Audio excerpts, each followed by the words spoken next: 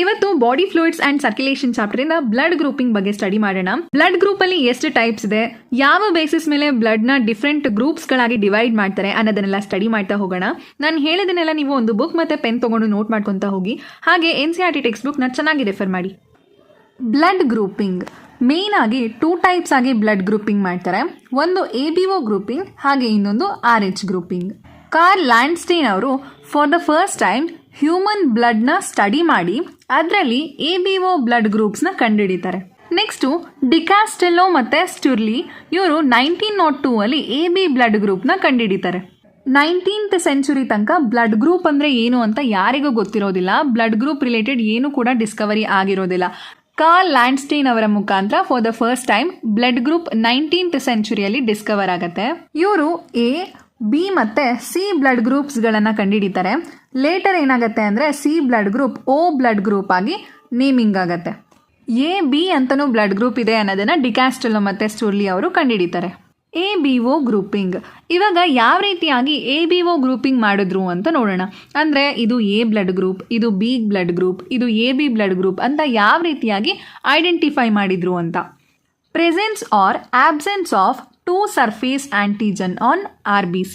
So ಯಾವ ಆಧಾರದ ಮೇಲೆ ABO ಗ್ರೂಪಿಂಗ್ ಮಾಡಿದ್ದಾರೆ ಅಂತ ಹೇಳಿದ್ರೆ RBCಯ ಮೇಲೆ ಆಂಟಿಜನ್ ಪ್ರೆಸೆಂಟ್ ಇದೆಯೋ ಅಥವಾ ಆಬ್ಸೆಂಟ್ ಆಗಿದೆಯೋ ಅನ್ನೋದ್ರ ಮೇಲೆ ಇವರು ABO ಗ್ರೂಪಿಂಗ್ನ ಮಾಡಿದ್ದಾರೆ. RBC ಅಂದರೆ ರೆಡ್ ಬ್ಲಡ್ ಸೆಲ್. ಸೊ ಈ ರೀತಿಯಾಗಿ RBC ರೆಡ್ ಬ್ಲಡ್ ಸೆಲ್ ಇದೆ ಅಂತ ಹೇಳಿದ್ರೆ ಅದರ ಮೇಲೆ ಆಂಟಿಜನ್ ಪ್ರೆಸೆಂಟ್ ಇರುತ್ತೆ. ಓಕೆ, ಆಂಟಿಜನ್ ಪ್ರೆಸೆಂಟ್ ಇದೆಯಾ ಅಥವಾ ಆಬ್ಸೆಂಟ್ ಆಗಿದೆಯಾ ಅನ್ನೋದ್ರ ಮೇಲೆ ಇವರು ABO ಗ್ರೂಪಿಂಗ್ನ ಮಾಡಿದ್ದಾರೆ. 2 ಟೈಪ್ ಆಫ್ ಆಂಟಿಜನ್ಸ್ ಇರುತ್ತೆ.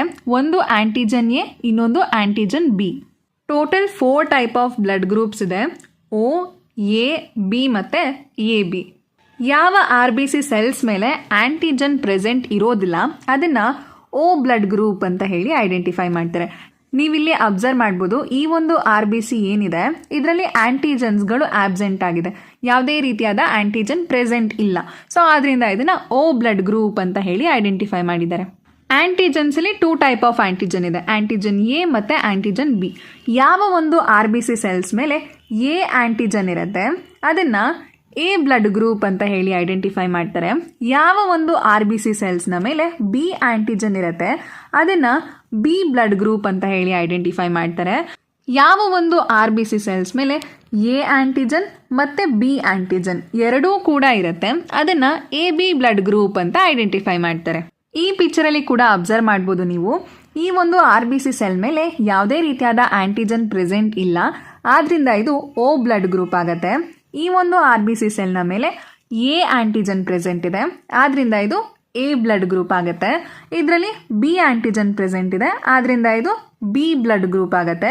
ಇದರಲ್ಲಿ 2 ಆಂಟಿಜನ್ಸ್ಗಳು ಪ್ರೆಸೆಂಟ್ ಇದೆ, ಯಾವುದು A ಮತ್ತೆ B, ಆದ್ರಿಂದ ಇದರ ಬ್ಲಡ್ ಗ್ರೂಪ್ ಯಾವುದು AB. ಈಗ ನೀವು ನಿಮ್ಮ ಬ್ಲಡ್ ಗ್ರೂಪ್ ಯಾವುದು ಹಾಗೆ ನಿಮ್ಮ RBC ಸೆಲ್ನ ಮೇಲೆ ಯಾವ ಆಂಟಿಜನ್ ಪ್ರೆಸೆಂಟ್ ಇದೆ ಅನ್ನೋದನ್ನ ಕಮೆಂಟ್ ಮಾಡಿ ತಿಳಿಸಿ.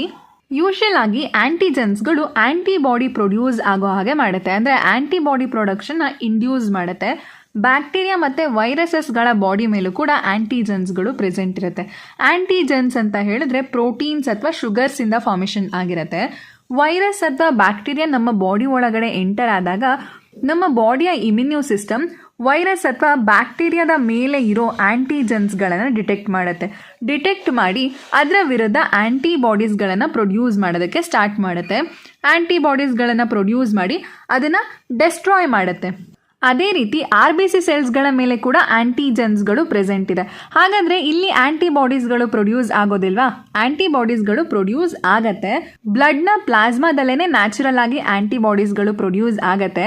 ಆದರೆ ಇಲ್ಲಿ ಪ್ರೊಡ್ಯೂಸ್ ಆಗುವಂಥ ಒಂದು ಆಂಟಿಬಾಡೀಸ್ಗಳು ಯಾವುದೇ ರೀತಿಯಾಗಿ RBC ಸೆಲ್ಸ್ಗಳಿಗೆ ಹಾರ್ಮ್ ಮಾಡೋದಿಲ್ಲ. ಡಿಫ್ರೆಂಟ್ ಟೈಪ್ ಆಫ್ ಬ್ಲಡ್ ಗ್ರೂಪಲ್ಲಿ ಡಿಫ್ರೆಂಟ್ ಆಂಟಿಬಾಡಿಗಳು ಪ್ರೊಡ್ಯೂಸ್ ಆಗುತ್ತೆ. ಯಾವ ಬ್ಲಡ್ ಗ್ರೂಪಲ್ಲಿ ಯಾವ ಆಂಟಿಬಾಡಿ ಪ್ರೊಡ್ಯೂಸ್ ಆಗುತ್ತೆ ಅಂತ ನೋಡ್ತಾ ಹೋಗೋಣ. A blood group, A blood ಗ್ರೂಪಲ್ಲಿ B ಆಂಟಿಬಾಡಿ ಪ್ರೊಡ್ಯೂಸ್ ಆಗುತ್ತೆ. B ಬ್ಲಡ್ ಗ್ರೂಪಲ್ಲಿ A ಪ್ರೊಡ್ಯೂಸ್ ಆಗುತ್ತೆ. AB ಬ್ಲಡ್ ಗ್ರೂಪಲ್ಲಿ ಯಾವುದೇ ರೀತಿಯಾದ ಆಂಟಿಬಾಡಿ ಪ್ರೊಡ್ಯೂಸ್ ಆಗೋದಿಲ್ಲ. O ಬ್ಲಡ್ ಗ್ರೂಪಲ್ಲಿ A ಮತ್ತು B ಎರಡೂ ಆಂಟಿಬಾಡೀಸ್ಗಳು ಪ್ರೊಡ್ಯೂಸ್ ಆಗುತ್ತೆ. Blood transfusion, any blood cannot be used, ಅಂದರೆ ಯಾವ್ದ್ಯಾವುದೋ ಬ್ಲಡ್ನ ಯಾರ್ಯಾರಿಗೋ ಕೊಡೋದಕ್ಕೆ ಆಗೋದಿಲ್ಲ. Blood of donor has to be matched with blood of recipient. ಅಂದರೆ ಬ್ಲಡ್ ಕೊಡೋರ ಒಂದು ಬ್ಲಡ್ ಗ್ರೂಪ್ ಹಾಗೆ ಬ್ಲಡ್ನ ತಗೋತಾರಲ್ಲ ಅವರ ಬ್ಲಡ್ ಗ್ರೂಪ್ ಎರಡೂ ಕೂಡ ಮ್ಯಾಚ್ ಆಗಬೇಕು. ಆಗ ಮಾತ್ರ ಬ್ಲಡ್ ಟ್ರಾನ್ಸ್ಫ್ಯೂಷನ್ ಮಾಡ್ಬೋದು. O group universal donor. O blood ಗ್ರೂಪ್ನ ಯೂನಿವರ್ಸಲ್ ಡೋನರ್ಸ್ ಅಂತ ಹೇಳಿ ಕರೀತಾರೆ. ಅಂದರೆ ಓ ಬ್ಲಡ್ ಗ್ರೂಪ್ ಇರೋರು ಯಾವ ಬ್ಲಡ್ ಗ್ರೂಪ್ ಅವರಿಗೆ ಬೇಕಾದರೂ ಬ್ಲಡ್ನ ಕೊಡ್ಬೋದು. A B group universal recipients. A B blood group ಅವರು ಯಾವ ಬ್ಲಡ್ ಗ್ರೂಪಿಂದ ಬೇಕಾದರೂ ಬ್ಲಡ್ನ ಇಸ್ಕೊಬೋದು. ಈ ಟೇಬಲಲ್ಲಿ ಯಾವ ಬ್ಲಡ್ ಗ್ರೂಪ್ ಇರೋರು ಯಾವ ಬ್ಲಡ್ ಗ್ರೂಪ್ ಇರೋರಿಂದ ಬ್ಲಡ್ನ ತಗೋಬೋದು ಅಂತ ಮೆನ್ಷನ್ ಮಾಡಿದ್ದಾರೆ. ಎ ಬ್ಲಡ್ ಗ್ರೂಪ್ ಇರೋರು ಎ ಮತ್ತು ಓ ಬ್ಲಡ್ ಗ್ರೂಪ್ಸಿಂದ ಬ್ಲಡ್ನ ತಗೋಬೋದು. ಬಿ ಬ್ಲಡ್ ಗ್ರೂಪ್ ಇರೋರು ಬಿ ಮತ್ತು ಓ ಬ್ಲಡ್ ಗ್ರೂಪ್ ಇರೋರಿಂದ ತಗೋಬೋದು. ಎ ಬಿ ಬ್ಲಡ್ ಗ್ರೂಪ್ ಇರೋರು ಎಲ್ಲ ಬ್ಲಡ್ ಗ್ರೂಪ್ ಅವರಿಂದನೂ ಕೂಡ ಬ್ಲಡ್ನ ತಗೋಬೋದು. ಓ ಬ್ಲಡ್ ಗ್ರೂಪ್ ಅವರು ಬರೀ ಓ ಬ್ಲಡ್ ಗ್ರೂಪಿಂದನೇ ಮಾತ್ರ ಬ್ಲಡ್ನ ತಗೋಬೇಕು. R H grouping. ಇವಾಗ ಆರ್ ಎಚ್ ಫ್ಯಾಕ್ಟರ್ನ ಆಧಾರದ ಮೇಲೆ ಯಾವ ರೀತಿಯಾಗಿ ಬ್ಲಡ್ ಗ್ರೂಪ್ಸ್ಗಳನ್ನು ಡಿವೈಡ್ ಮಾಡ್ತಾರೆ ಅಂತ ನೋಡೋಣ. R H antigen.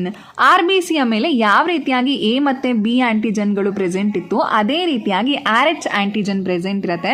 R H ಆಂಟಿಜನ್ನ ಪ್ರೆಸೆನ್ಸ್ ಮತ್ತು ಆಬ್ಸೆನ್ಸ್ ಮೇಲೆ. ಅಂದರೆ ಆರ್ ಎಚ್ ಆಂಟಿಜನ್ ಪ್ರೆಸೆಂಟ್ ಇದ್ರೆ ಅದು ಒಂದು group, R H antigen absent ಆಗಿದ್ರೆ ಅದು ಒಂದು ಗ್ರೂಪ್. ಆ ರೀತಿಯಾಗಿ ಆರ್ ಎಚ್ ಆಂಟಿಜನ್ ಪ್ರೆಸೆಂಟ್ ಹಾಗೆ ಆಬ್ಸೆನ್ಸ್ನ ಮೇಲೆ ಬ್ಲಡ್ ಗ್ರೂಪ್ಸ್ಗಳನ್ನು ಡಿವೈಡ್ ಮಾಡ್ತಾ ಬರ್ತಾರೆ. ಆರ್ ಎಚ್ ಗ್ರೂಪ್ನ ಫಸ್ಟ್ ಟೈಮ್ ರೇಸಸ್ ಮಂಕಿಯಲ್ಲಿ ಐಡೆಂಟಿಫೈ ಮಾಡ್ತಾರೆ. ಅದೇ ರೀತಿಯಾದ R H group 80% of humans ಅಲ್ಲಿ ಇರೋದನ್ನ ಅಬ್ಸರ್ವ್ ಮಾಡ್ತಾರೆ. ಆರ್ ಎಚ್ ಆಂಟಿಜನ್ ಪ್ರೆಸೆಂಟ್ ಇದ್ರೆ ಅದನ್ನ ಆರ್ ಎಚ್ ಪಾಸಿಟಿವ್ ಅಂತ ಹೇಳಿ ಕ್ಲಾಸಿಫೈ ಮಾಡ್ತಾರೆ. ಆರ್ ಎಚ್ ಆಂಟಿಜನ್ ಆಬ್ಸೆಂಟ್ ಇರೋ ಬ್ಲಡ್ ಗ್ರೂಪ್ನ ಆರ್ ಎಚ್ ನೆಗೆಟಿವ್ ಅಂತ ಕ್ಲಾಸಿಫೈ ಮಾಡ್ತಾರೆ. ಆರ್ ಎಚ್ ಆಂಟಿಜನ್ ಪ್ರೆಸೆಂಟ್ ಇದೆಯಾ ಅಥವಾ ಆಬ್ಸೆಂಟ್ ಇದೆಯಾ ಅನ್ನೋದ್ರ ಬೇಸಿಸ್ ಮೇಲೆ ಬ್ಲಡ್ ಗ್ರೂಪ್ಸ್ಗಳನ್ನು O positive, O negative, A positive, A negative, B positive, B negative ಹಾಗೆ ಎ ಬಿ ಪಾಸಿಟಿವ್ ಮತ್ತು ಎ ಬಿ ನೆಗೆಟಿವ್ ಅಂತ ಕ್ಲಾಸಿಫೈ ಮಾಡ್ತಾರೆ. ಓ ಪಾಸಿಟಿವ್ ಬ್ಲಡ್ ಗ್ರೂಪ್ ಇರೋರು ಓ ಪಾಸಿಟಿವ್ ಬ್ಲಡ್ ಗ್ರೂಪ್ ಇರೋರಿಗೇ ಬ್ಲಡ್ನ ಕೊಡಬೇಕು. ಓ ಪಾಸಿಟಿವ್ ಬ್ಲಡ್ ಗ್ರೂಪ್ ಇರೋರು O negative blood group ಅವರಿಗೆ ಬ್ಲಡ್ನ ಕೊಡೋ ಹಾಗೆ ಇಲ್ಲ. R H negative person exposure to R H positive blood body will produce specific antibodies against R H antigen. R H negative ಇರೋ ಪರ್ಸನಿಗೆ ಏನಾದರೂ ಆರ್ ಎಚ್ ಪಾಸಿಟಿವ್ ಇರೋ ಬ್ಲಡ್ನ ಕೊಟ್ಬಿಟ್ರೆ ಏನಾಗುತ್ತೆ ಅಂತ ಹೇಳಿದ್ರೆ ಬಾಡಿ ಆರ್ ಎಚ್ ಆಂಟಿಜನ್ಸ್ಗಳ ವಿರುದ್ಧ ಆಂಟಿಬಾಡೀಸ್ನ ಪ್ರೊಡ್ಯೂಸ್ ಮಾಡುತ್ತೆ. ಆಂಟಿಬಾಡೀಸ್ಗಳು ಬ್ಲಡ್ ಸೆಲ್ಸ್ಗಳನ್ನೆಲ್ಲ ಡೆಸ್ಟ್ರಾಯ್ ಮಾಡಿಬಿಡುತ್ತೆ. Its group should be matched before transfusion. ಆದ್ರಿಂದ ಬ್ಲಡ್ ಟ್ರಾನ್ಸ್ಫ್ಯೂಷನ್ ಮಾಡೋದಕ್ಕಿಂತ ಮುಂಚೆ ಬ್ಲಡ್ ಗ್ರೂಪ್ನ ಚೆಕ್ ಮಾಡಿ ಆಮೇಲೆ ಬ್ಲಡ್ ಟ್ರಾನ್ಸ್ಫರ್ ಮಾಡಬೇಕು. R H incompatibility. Special case of mismatching R H antigen. R H incompatibility ಅಂತ ಹೇಳಿದ್ರೆ ಆರ್ ಎಚ್ ಆಂಟಿಜನ್ಸ್ಗಳು ಮಿಸ್ ಮ್ಯಾಚ್ ಆಗೋ ಸ್ಪೆಷಲ್ ಕೇಸ್. ಪ್ರೆಗ್ನೆನ್ಸಿ ಟೈಮಲ್ಲಿ ಈ ಒಂದು ಆರ್ ಎಚ್ ಇನ್ಕಂಪ್ಯಾಟಬಿಲಿಟಿ ಕಂಡೀಷನ್ ಉಂಟಾಗತ್ತೆ. ಇದನ್ನು ಎರಿಥ್ರೋಬ್ಲಾಸ್ಟೋಸಿಸ್ ಫೀಟಾಲಿಸ್ ಅಂತ ಹೇಳಿ ಕೂಡ ಕರೀತಾರೆ. ಸೊ ಎಸ್ಪೆಷಲಿ ಏನಾಗುತ್ತೆ ಅಂತ ಹೇಳಿದ್ರೆ ಮದರ್ನ ಬ್ಲಡ್ ಗ್ರೂಪ್ ನೆಗೆಟಿವ್ ಇದ್ದು ಫೀಟಸ್ನ ಬ್ಲಡ್ ಗ್ರೂಪ್ ಪಾಸಿಟಿವ್ ಇದ್ದಾಗ ಈ ಒಂದು ಆರ್ ಎಚ್ ಇನ್ಕಂಪ್ಯಾಟಬಿಲಿಟಿ ಉಂಟಾಗತ್ತೆ. ಫಸ್ಟ್ ಪ್ರೆಗ್ನೆನ್ಸಿಯಲ್ಲಿ ಹೆಚ್ಚು ತೊಂದರೆ ಆಗಲ್ಲ. ಏನಕ್ಕೆ ಅಂತ ಹೇಳಿದ್ರೆ ಆರ್ ಎಚ್ ಪಾಸಿಟಿವ್ ಮತ್ತು ಆರ್ ಎಚ್ ನೆಗೆಟಿವ್ ಬ್ಲಡ್ ಇದೆರಡೂ ಕೂಡ ಪ್ಲಾಸೆಂಟಾ ಮುಖಾಂತರ ಸಪ್ರೇಟ್ ಆಗಿರುತ್ತೆ. ಆರ್ ಎಚ್ ಪಾಸಿಟಿವ್ ಬ್ಲಡ್ ಫೀಟಸ್ನ ಒಂದು R H positive blood R H negative ಬ್ಲಡ್ಗೆ ಎಕ್ಸ್ಪೋಸ್ ಆಗಿಲ್ಲದೆ ಇರೋ ಕಾರಣ ಏನಾಗಿರುತ್ತೆ ಅಂತ ಹೇಳಿದ್ರೆ ಹೆಚ್ಚು ಕಾಂಪ್ಲಿಕೇಶನ್ ಆಗೋದಿಲ್ಲ. ಬಟ್ ಆದರೆ ಡೆಲಿವರಿ ಆಗೋವಂಥ ಟೈಮಲ್ಲಿ ಮದರ್ನ blood R H negative blood ಫೀಟಸ್ನ ಆರ್ ಎಚ್ ಪಾಸಿಟಿವ್ ಬ್ಲಡ್ನ ಜೊತೆ ಕಾಂಟ್ಯಾಕ್ಟಿಗೆ ಬರುತ್ತೆ. ಮದರ್ನ ಬಾಡಿಯಿಂದ ಆರ್ ಎಚ್ ಆಂಟಿಜನ್ಸ್ನ ವಿರುದ್ಧ ಆಂಟಿಬಾಡೀಸ್ಗಳು ಪ್ರೊಡ್ಯೂಸ್ ಆಗೋದಕ್ಕೆ ಸ್ಟಾರ್ಟ್ ಆಗುತ್ತೆ. ಅದೇನು ಮಾಡುತ್ತೆ ಅಂತ ಹೇಳಿದ್ರೆ ಆರ್ ಬಿ ಸಿ ಸೆಲ್ಸ್ಗಳನ್ನು ಡೆಸ್ಟ್ರಾಯ್ ಮಾಡೋ ಅಂಥ ಚಾನ್ಸಸ್ ಇರುತ್ತೆ. ಇದರಿಂದ ಬೇಬಿಗೆ ಸಿವಿಯರ್ ಅನಿಮಿಯಾ ಹಾಗೆ ಜಾಂಡಿಸ್ ಬರೋ ಚಾನ್ಸಸ್ ಇರುತ್ತೆ. ಬೇಬಿ ಡೆಲಿವರಿ ಆದ ತಕ್ಷಣ ಆಂಟಿ ಆರ್ ಎಚ್ ಆಂಟಿಬಾಡೀಸ್ನ ಮದರಿಗೆ ಕೊಡೋದ್ರಿಂದ ಆರ್ ಎಚ್ ಇನ್ಕಂಪ್ಯಾಟಬಿಲಿಟಿ ಅಥವಾ ಎರಿಥ್ರೋಬ್ಲಾಸ್ಟೋಸಿಸ್ ಫೀಟಾಲಿಸ್ ಕಂಡೀಷನ್ ಅವಾಯ್ಡ್ ಮಾಡ್ಬೋದು.